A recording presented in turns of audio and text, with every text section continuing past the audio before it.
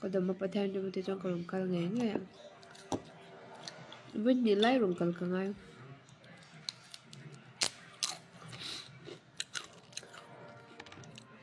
นี่สมดีอ่ะกระดูกก็เลี้ยงอ่ะ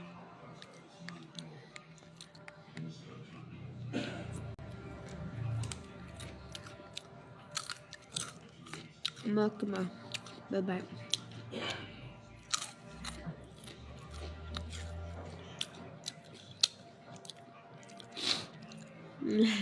老王钱呢那个里在哪里啊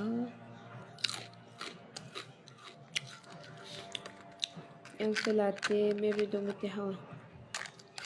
local don nom ano mo tang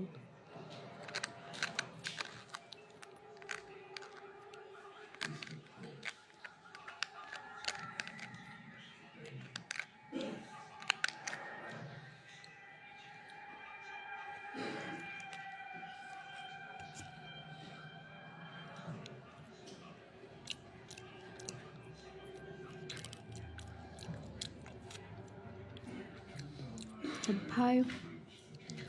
nhà Renthlei làm bằng cái nó tôi là ông về thuốc mê thế xin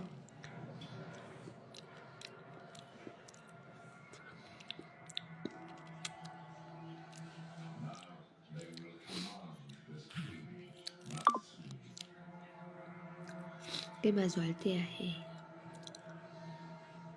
hề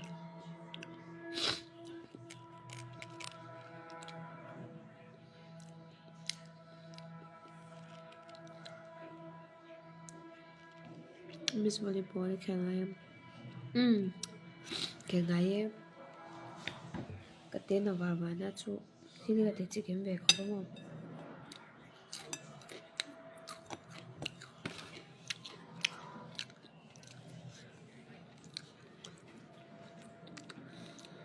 lơ sang liều đi bảo thu bài bài nhé một tuy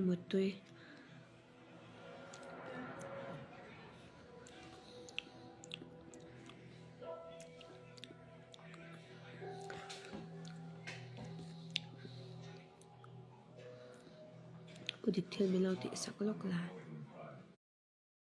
anh với lúc tôi có mua relax mình nó hôn đi cái này nào lúc tôi có mua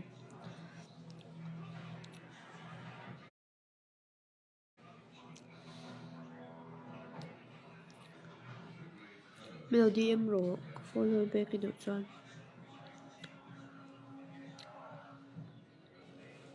Alvaro một tuy lê bố mình phải rồi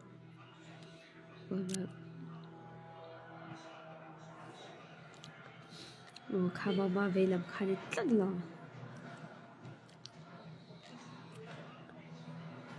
đang nung ăn phải vậy Renthlei ngắt Renthlei ngắt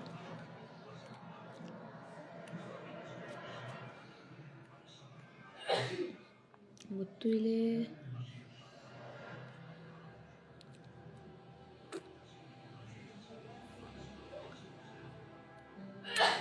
sweet dream